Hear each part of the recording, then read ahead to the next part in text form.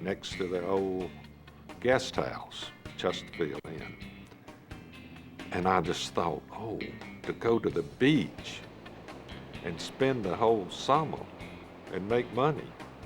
And I spent all night, I think, or a large part of the night, talking my mother into letting me come.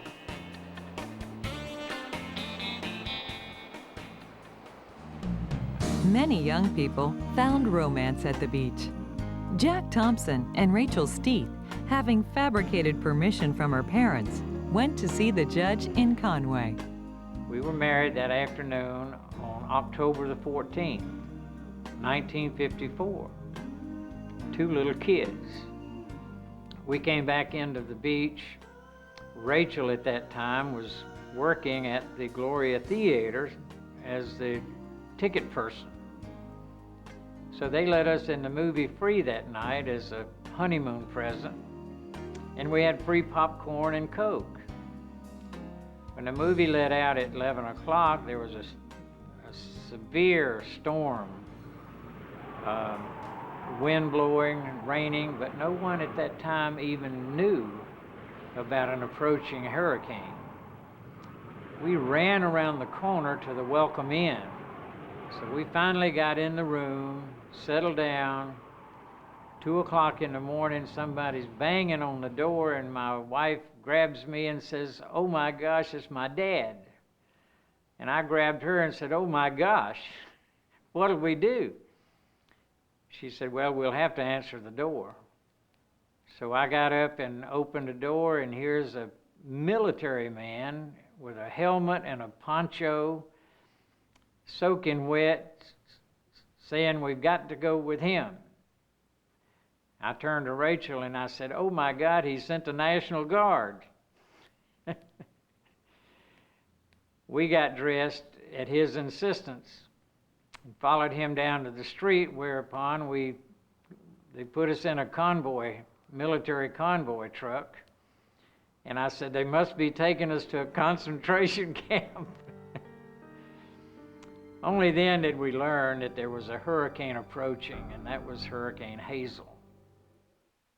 For me, it was paradise, you know, the amusement park 50 yards away, the movie theater 50 feet away, dime store on one side, a drugstore on the other side. There was nothing that I dreamed of that I wanted. It wasn't right on that street. You know, a block away, everything in the world was there for me. Well, it was fun growing up on the beach, and during the childhood days, we just roamed the area and played. And I was glad to see the kids come in the summertime, because during the winter months, there wasn't that many kids on the beach. From my house to the pavilion was probably about a mile. And during the wintertime, we could roller skate. And my friends who lived on the south end, we would roller skate the entire boulevard up to the pavilion.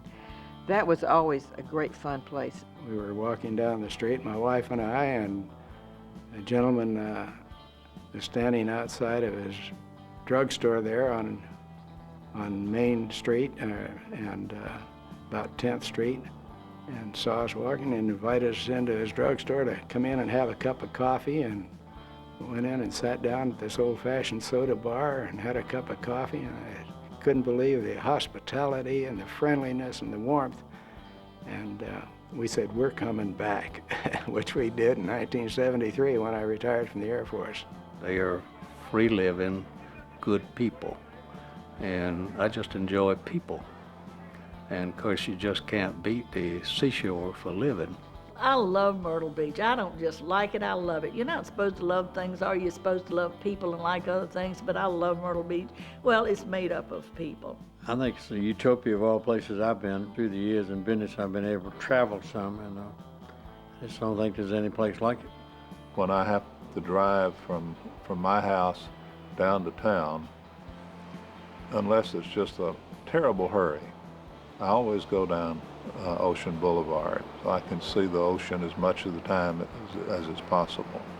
When I was little, and even as a teenager, if I was crying or upset or sad, what I would do would be to go down and sit between the sand dunes where nobody would find me, and just sit there and think and talk.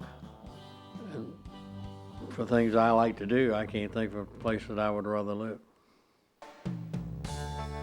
The 60s and 70s saw Myrtle Beach finally become a major American tourist destination. Visitors from the North, Midwest, and even Canada were enjoying the vacation charms of the beach. Hotels and golf courses advertised packages which attracted people in spring and fall as well as summer. Snowbirds from the north began wintering at the beach. And Myrtle Beach became a desirable choice for retirement living. At present, the Grand Strand boasts a population of 216,000. 13.7 million tourists visit the beach each year.